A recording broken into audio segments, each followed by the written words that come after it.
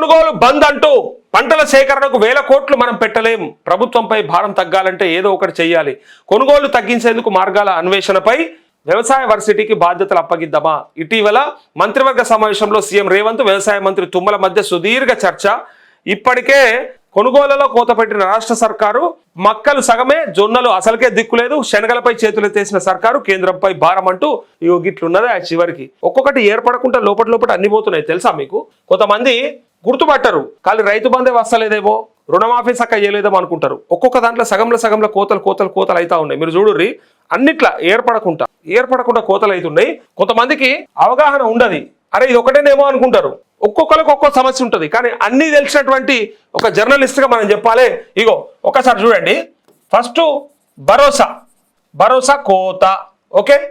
మాఫీ ఏదైతే రుణమాఫీ ఉండేనో కోత మీరు చూడండి ఒక్కసారి. ఇగో బీమా కోత, సబ్సిడీలు కోత, ఎక్కడెక్కడ కోతలు అవుతున్నాయో మీరు చూడండి ఒకసారి. దీన్ని బట్టి అర్థమవుతుంది మనకి. ఇంకా కరెంటు కోత, నీళ్లు సాగునీరు కోత. ఇగో ఇంకా చూడండి ఎక్కడెక్కడ కోతలైనవో తెలిస్తే ఆగమైపోతాం మనకు అర్థం కాదు. బోనస్, ఇగో బోనస్ కోత, బోనస్ కూడా పూర్తిగా రాలే. బోనస్తో పాటు ఇది అయిపోతే ఇగో కొనుగోలు అటు మక్కలు కావచ్చు, ఇటు పక్క జొన్నలు కావచ్చు, ఇక్కడ వడ్లు కావచ్చు. ఇప్పటిదాకా ఎక్కడ భారతాన్ని కూడా ఇస్తలేరట ఇంకా కొనుగోలు కేంద్రాలు ఓపెన్ చేసినాక కూడా. సో కొనుగోళ్ళు కోతలే. ఇక చూడండి ఇంకా ఏమేమి ఉన్నాయి. యూరియా కోత. ఇక మీరు ఎన్ని తలుచుకుంటే అన్ని ఏవేవైతే ఉంటాయనుకుంటామో రైతులకు సంబంధించి అన్ని కూడా కోతలే. కోత కాంతి ఏముందో చెప్పురు. అసలు ఖాళీ భరోసా రానుడు ఏమనుకుంటాడు, కానీ భరోసా ఒకటి రానట్టుంది అని పంటలు వేయకుండా ఖాళీగా ఉంటాడు కదా, మన భూమికి భరోసా రాలేదు అనుకుంటాడు. మాఫీ కాలేదు కదా ఒకటి, ఇక వెరైటీ వస్తున్నాయేమో అని మాఫీ కానని అనుకుంటాడు. బీమా రానని ఏమనుకుంటాడు అంటే అన్ని వస్తున్నట్టునే, ఖాళీ బీమా ఒకటి రాలేదేమో నా కర్మ ఏం చేస్తామని ఆయన అనుకుంటాడు. సబ్సిడీలు రానైనా అట్లా అనుకుంటాడు. కరెంట్ రానైనా అన్ని ఉన్నట్టున్నాయి, కరెంట్ వస్తలేదేమో అనుకుంటారు. ఇట్లా కానీ అన్ని రానోడు ఏది రానోడు ఉంటాడా అంటే ఉంటాడు. మొదటి నుంచి కొనదాకా వ్యవసాయం చేసుకుంటా, లోన్ ఉండి, ఆ ఇంట్లో చచ్చిపోయి, లేదా ఇంకేమైనా సబ్సిడీలకు అప్లై చేసుకొని కరెంట్ల కాడికి పోయి అటు నీళ్లు పెట్టడానికి పోయి, అటు నీళ్లు రాక, అటు కరెంట్ రాక, ఇటు బోనస్ అయ్యాక సన్నవడ్లు పండిస్తే నమ్మి, ఇటు పక్క కనీసం కాంటాలు పెడతారేమో అని చెప్పి పత్తి, మొక్కజొన్న, జొన్న ఇవన్నీ పండించి వడ్లు చివరికి వాళ్ళు కొనకపోతే, సోయాబీన్ కొనకపోతే మళ్ళా ఆ కొనుగోళ్ళ కాడ పెట్టిన కొర్రీలు ఏవైతే ఉంటాయో అవి చూసినాక యూరియా మసాలా చల్లాలి కదా. సో అది కూడా ఇన్ని కోతలు అవుతున్నాయి రైతుకి. ఇవన్నీ కోతలు అవుతా ఉన్నాయి, అతి కొద్ది మందికే తెలుసు. వేరే వాళ్ళకి అంతా సగమే ఎరక. ఇది వండించిన ఆయనకి అది ఏమెరక, సన్నవడ్లు వండించిన ఆయనకి ఏమెరక కోత అవుతుందని తెలియదు. అట్లా నేను చెప్పేది ఒక జర్నలిస్ట్గా నేనేమంటున్నా, ఎవరెవరికి ఏమేమవుతుందో మాకెరక. మొక్కజొన్న ఇప్పుడు ఈ సన్నవడ్లు పండించిన ఆయన ఉన్నాడు, ఆయనకు కానీ బోనసే వస్తలేదు అనుకుంటాడు, లేదా బోనస్ వస్తుందేమో అని వీళ్ళు అనుకుంటారు కొంతమంది. ఎవరు? వేరే రైతులు. దొడ్డుబడ్లే వండించిన ఆయనకు సన్నవడ్ల బోనస్ పడుతుందేమో వాళ్ళకి అనుకుంటారు, కానీ బోనస్ వస్తలేదు వాళ్ళకి. మాఫీ జరగకపోయా, ఎవరికి ఏది జరగకపోయా, ఇవన్నిట్లలో కోతలు ఏందేముందో చెప్పురు ఫస్ట్. ఇక్కడ చివరికి వస్తే ఇగో ఎవరు మాట్లాడేది తెలుసా? శాసన మండలి చైర్మన్ అయినటువంటి గుత్తా సుఖేందర్ రెడ్డి మాట్లాడినటువంటి ఒక మాట మీకు వినిపిస్తా, మీరు చూడండి. ఆయన కూడా ఎగ్జాక్ట్గా ఇదే మాట మాట్లాడు. రాజ్యాంగబద్ధమైనటువంటి పదవిలో ఉన్నా కూడా ఆయన ఒక ఎమ్మెల్సీగా, ఒక రైతు నాయకుడిగా ఆయనకు అంతా ఎరక కాబట్టి రైతులు ట్రాన్స్ఫార్మర్లు రిపేర్ చేయించుకోవడానికి కూడా వాళ్ళ నెత్తి మీదనే భారం పడతా ఉంది, నష్టం చేస్తూ ఉన్నారు. ఎలక్ట్రిసిటీ డిపార్ట్మెంట్ బాధ్యత అది. వాళ్ళ వెహికల్స్లోనే తీసుకొచ్చి వాళ్ళ వెహికల్స్తోనే ఎక్కించి వాళ్ళ వెహికల్స్తోనే ఆ ప్రాసెస్ అంతా కంప్లీట్ చేసి ₹1 కూడా రైతు మీద భారం పడకూడదని చెప్పి సుఖేందర్ రెడ్డి డైరెక్ట్గా మండలిలో కూడా చెప్పిండు. నా దగ్గరికే 2-3 కంప్లైంట్లు వచ్చినాయి, ఏఈలు ఇట్లా చేస్తుర్రట, లేదా అక్కడ ఉన్నటువంటి లైన్మెన్లు రైతులనే గోస పెడుతుర్రట, రైతులే తెచ్చుకోవాలని చెప్పి ట్రాక్టర్ల కాడికి వెళ్ళి వాళ్ళ మీదే, జేసీబీల కాడికి వెళ్ళి అన్ని వాళ్ళ మీదే భారం మోపుతా ఉన్నారట, క్రెయిన్ల కాడికి వెళ్ళి. సో దానికి డిపార్ట్మెంట్ ఏం చేస్తూ ఉన్నది అని చెప్పి బట్టి విక్రమార్కని డైరెక్ట్గా అడిగిండు. కావాలంటే ఇగో మీకు చూపిస్తాను నేను. అయితే గతంలో అడిగిండు, అయితే ఇప్పుడు ఈయన సుఖేందర్ రెడ్డి అన్నటువంటి మాటలు మీరు ఖచ్చితంగా వినాలి. ఇగో చూడండి, సొంత ప్రభుత్వం మీద చైర్మన్ కూడా కట్ చేస్తే ఇంకా బాగుంటుంది.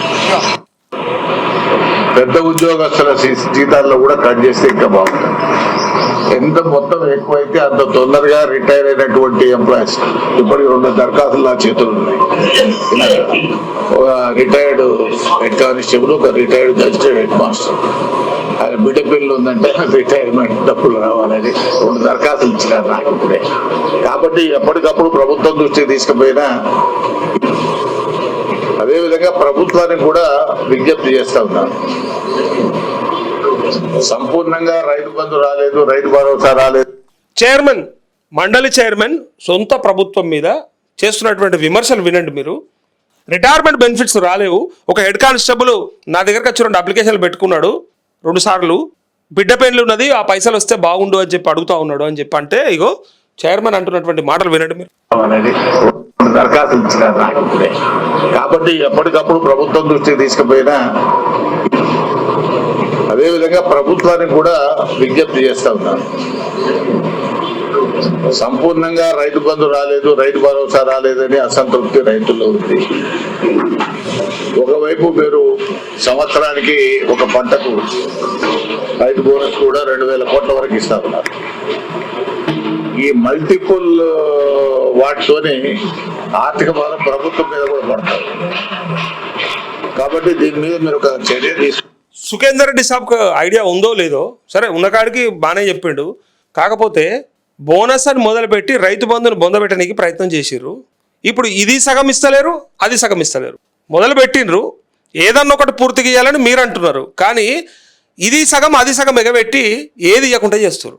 అది కొంచెం ఇది కొంచెం ఇచ్చి, ఇది ఫుల్గా ఇస్తున్నట్టు అది ఫుల్గా ఇస్తున్నట్టు కటింగ్ ఇస్తారు, కలరింగ్లు ఇస్తారు. ఇది తెలుసుకోవాలి మనం. ఇలా సుఖేందర్ రెడ్డి సాబ్కి అర్థం కావాల్సింది ఏంటంటే, ఏదన్నా ఒకటి ఇస్తే కనీసం రైతులు సంతోషంగా ఉంటారని మీరు చెప్పడానికి ప్రయత్నం చేస్తారు. కానీ కాంగ్రెస్ ప్రయత్నం అట్లే రేవంత్ రెడ్డి దొంగేశం ఏంటి చెప్పాలనా, తుమ్మల నాగేశ్వరరావు రేవంత్ రెడ్డి కలిసి ఆడుతున్నటువంటి నాటకం. ఇద్దరు కలిసి సన్నబడ్లకు బోనస్ కూడా వేస్తున్నామని ఇటు ప్రచారం చేసుకుంటూ, రైతులకు 9,000 కోట్లు రైతు భరోసా వేస్తున్నామని చెప్పి కేరళలో పోయి కూడా ప్రచారం చేసేటువంటి దుర్మార్గులు. ఇది అర్థమైతే లేదా మనకి? తనేమో ఉపయోగపడాలి రైతులకు, ఏదైనా ఒకటి కరెక్ట్గా వేయండి అని అడుగుతా ఉన్నాడు. కానీ తిరమర చూస్తే అసలు ముచ్చట ఏంటంటే, ఇటు పక్క ఇది ఇస్తున్నాము అది ఇస్తున్నాము. గతంలో కదా కౌలు రైతులకు వేస్తాము రైతు భరోసా, అట్లనే భూ పట్టదారులకు కూడా వేస్తాం రైతు భరోసా అన్నట్టుగా జిమ్మికు ఇటు పక్క సన్నబడ్లకు బోనస్ వేస్తూ ఇటు పక్క రైతులకు భరోసా కూడా వేస్తున్నామని గొప్పగా చెప్పుకొని 2 పథకాలు ఇస్తున్నట్టుగా చెప్పుకోవడానికి వాళ్ళు ప్రయత్నం చేస్తారు. ఇది అర్థం చేసుకోకపోతే ఎట్లా? అలా దొంగ లెక్కలు ఇగో తీసుకొని ఏదో ఒకటి పూర్తిగా ఇచ్చేటట్టు ఏర్పాటు చేయాలి. ఎందుకంటే దాంట్లో ప్రధానంగా రైతు భరోసాను కనుక మీరు ఇచ్చి ఈ బోనస్ విషయంలో కొంత ఆలోచన చేయాల్సి ఉంటుంది. అంటే బోనస్ ఆపేసారని చెప్తుండే. ఇక ఫస్ట్ రైతు భరోసా అయ్యి బోనస్ ఆపేసారని చెప్పిండు ఇక ఇండైరెక్ట్ గా. లేదా బోనస్ వేయడం వల్ల రైతు భరోసా అక్కర్లేదని కూడా కొంతమంది అంటారు. మళ్ళా కొంచెం ఏమంటారు కదా, ట్విస్ట్ చేసి మాట్లాడండు. కానీ కొంతమంది రైతులు బోనసే బాగుంది రైతు భరోసా కంటే అనే వాళ్ళు కూడా ఉన్నారు. ఎవరన్నారో ఇక మీకే ఎరక. ఇక ఒకళ్ళిద్దరు ఆడ రైతు పండగన ఏదో పెట్టిరు కదా మహబూబ్నగర్లా, ఆడ ఎవరో మంత్రికి తెలిసినోడు మాట్లాడించినట్టున్నాడు. మంత్రికి ఎరుకున్నాయన ఆ మాట అన్నట్టున్నాడు. దాన్ని పట్టుకొని ఇక ఇల్లు ఎవరు అడిగింటే చెప్పురి. బోనస్ ఎవరు అడగలేరు. ఫస్ట్ మీరు ఇస్తున్నారు మీ మేనిఫెస్టో లేదా మీ డిక్లరేషన్. బోనస్ అనేది మీరే పెట్టినప్పుడు ఆల్రెడీ వస్తున్న దాన్ని ఎత్తేయడానికి మీకు ఏం హక్కు ఉన్నదని అడుగుతున్నారు ప్రజలు. ఇలా ఆల్రెడీ మాకు భరోసా కింద వస్తున్నటువంటి అమౌంట్ ఏదైతే ఉందో దానికి అడిషనల్గా ఇస్తామన్నారా, లేకపోతే బోనస్ ఇస్తే రైతు భరోసా ఎత్తేస్తామన్నారా అని అడుగుతున్నారు. సో ఇలా మీరు కావాలని ఏదో ఒకటి ఇవ్వాలని చెప్పి ట్విస్ట్ చేసి మాట్లాడి ఏదో ఒకటి ఎగబెట్టే ప్రయత్నం కూడా జరిగితే రైతులే మూకోరు. మీరు బోనస్ అనేది మీరు బోనస్గానే చెప్పారు. మీరు సన్న వడ్లు పండిస్తే అని కూడా చెప్పలేదు ఆనాడు. ఏ వడ్లైనా ఏ రకమైన అని చెప్పి వరి పంటకు బోనస్ అని చెప్పిన మీరు చివరికి సన్న వడ్లని మెలకబెట్టి కనీసం సన్న వడ్లకు కూడా ఇవ్వకుండా దాన్ని ఎగబెట్టిపిచ్చి ఆగం చేయాలని చూస్తూ ఉన్నారు. ఇక ఇంతకంటే ఇంకా దారుణం ఏమైనా ఉంటుందా? ఇగో పంటల సేకరణకు 1,000 కోట్లు మనం పెట్టలేమని ఇప్పటికీ మక్కలు జొన్నలు అసలు దిక్కే లేదు. ఇగో చూడండి ఒక్కసారి, మక్కలు జొన్నలు శనగలు కందులు ఇలా వివిధ రకాల పంటల కొనుగోలు బంద్ చేద్దామా, కొనుగోళ్ల కేటా 1,000 కోట్లు ఇవ్వలేమా, అందుకే పక్కన పెట్టేందుకు మార్గాల అన్వేషణను వ్యవసాయ యూనివర్సిటీకి అప్పగిద్దాం అనే ఆలోచనలో ప్రభుత్వం ఉన్నట్టు సమాచారం. ఈ మేరకు గురువారం జరిగిన కేబినెట్ భేటీలో ఈ చర్చ జరిగిన విశ్వసనీయంగా తెలిసింది. మక్కలు కొనుగోలు చేసేందుకు మార్కెట్కు 4,000 కోట్ల బ్యాంకు గ్యారంటీకి కేబినెట్ ఆమోదం తెలిపింది. అయితే 4,000 కోట్లు. ఈ సందర్భంగా కొనుగోలుపై కేబినెట్ సమావేశంలో సుదీర్ఘంగా చర్చ జరిగినట్టు తెలిసింది. ఈ సందర్భంగా మంత్రులంతా ఒకే విధంగా స్పందించినట్టు సమాచారం.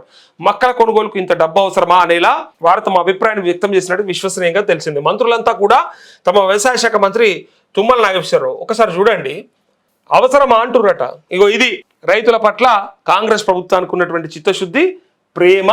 చివరికి అంత అవసరమా మక్కల కొనుగోళ్లు అవసరమా అని అంటుంటే ఇలా అర్థం చేసుకోవాలి. రైతులు ఓట్లేసిన రైతులు కాంగ్రెస్ ప్రభుత్వానికి అర్థం చేసుకోవాలి. ఏం చెప్పితే ఆనాడు ఏ బోనస్ అని చెప్తే ఎంత ఆశపడి ఎంత ఇష్టపడి ప్రజాపాలన తెచ్చుకుంటే చివరికి అవసరమా అనే కాడికి వచ్చిందే ఇక కొనుగోలు గురించి ప్రతి గింజ కొంటాం ఇగో తుమ్మల నాగేశ్వరరావు వైపు ఒక విధంగా చూసినట్టు తెలిసింది, ఒక విధంగా చూసిరట. దీంతో వెంటనే స్పందించిన మంత్రి తుమ్మల ఇతర మంత్రులకు ఘాటుగానే సమాధానం ఇచ్చినట్టు సమాచారం. నాకేం అవసరం లేదు, మీరు కొనుగోలు చేయాలని చెప్తే కొంటాం, లేదంటే వదిలేస్తాం. ఈ బ్యాంక్ గ్యారంటీల నిధులు మొత్తం రైతుల ఖాతాలోకే వెళ్తుందంటూ సమాధానం చెప్పినట్టుగా తెలిసింది. ఈ సందర్భంగా సీఎం కల్పించుకొని సర్ది చెప్పినట్టుగా సమాచారం. పంటల కొనుగోలుపై ఏం చేద్దామంటూ ఆయన ఇతర మంత్రులను ప్రశ్నించినట్టు తెలిసింది. అయితే ఒక్కసారిగా బంద్ చేస్తే రైతుల వ్యతిరేకత వస్తుందో దీన్ని నెమ్మదిగా తగ్గించే ప్రయత్నం చేయాలన్నదే అభిప్రాయాలు వ్యక్తం చేసినట్టు తెలిసిందంటూ. అందుకోసానికే చూసినాం కదా, 50 క్వింటాలు పండేటువంటి పంట సగమే 25-26 క్వింటాలు మాత్రమే కొని మిగతాది ఎగబెట్టి మిగతాది ఆగం చేసి వాళ్ళు ప్రైవేట్లో ఏమైనా నమ్ముకోనని రైతుల నెత్తి మీదనే చేయబెట్టారు.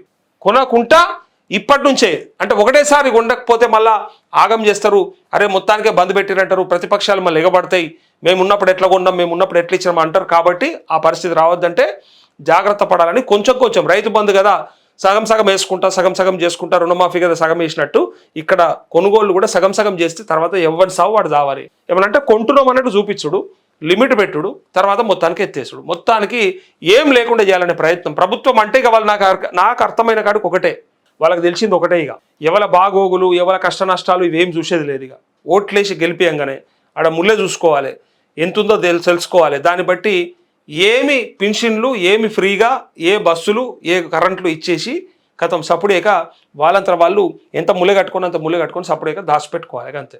ఇంతే ఇక, ఇంతకు మించి ఇంకోటి ఏమీ లేదు. ఇక ఎవరి కష్టమైంది, గతంలో ఎట్లుండే, గతంలో రైతులు ఎట్లా బతికిరు, ఇప్పుడు ఎట్లా బతుకుతుర్రు, భవిష్యత్తు ఏం చేద్దాం, వీళ్ళని ఎట్లా ముందుకు తీసుకుపోదాం, వీళ్ళ లేదు. ఇక ఖచ్చితంగా రైతులు ఒకటే కాదు, వేరే వర్గాలన్నిట్లలో కూడా ఎవ్వరికి ఏం చేయలేనటువంటి పరిస్థితులకు వచ్చాం మనం. నిజంగా చెప్తున్నాం కదా, వేరే బంగ్లాదేశు పాకిస్తాను అవి ఏమేమి దేశాలు ఎట్లెట్లు అయిపోయినాయో అట్లా మనం కూడా ఏదో మొత్తం కిందికి పడిపోయేటట్టు అనిపిస్తుంది.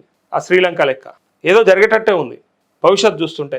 లక్షల కోట్ల అప్పు, దాని మీద వీళ్ళు ఇంకా ఇష్టం ఉన్నంత అప్పుల మీద అప్పులు చేసుకుంటూ చివరికి దాన్ని ఏం చేస్తారో ఒక ప్లానింగ్ లేదు, ఓ పద్ధతి లేదు.